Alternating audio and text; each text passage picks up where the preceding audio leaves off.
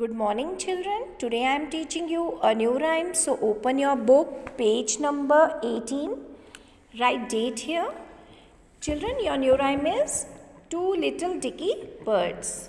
Children, in this picture you can see two little birds. Its name Peter and its name Paul.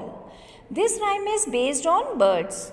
So children, listen to me carefully and repeat after me. Two little dicky birds.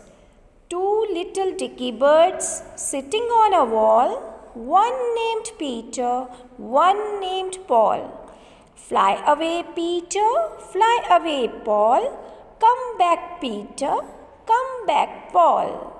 One more time, repeat once again. Two little dicky birds.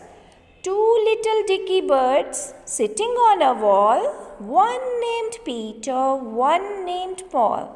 Fly away, Peter, fly away, Paul. Come back, Peter, come back, Paul.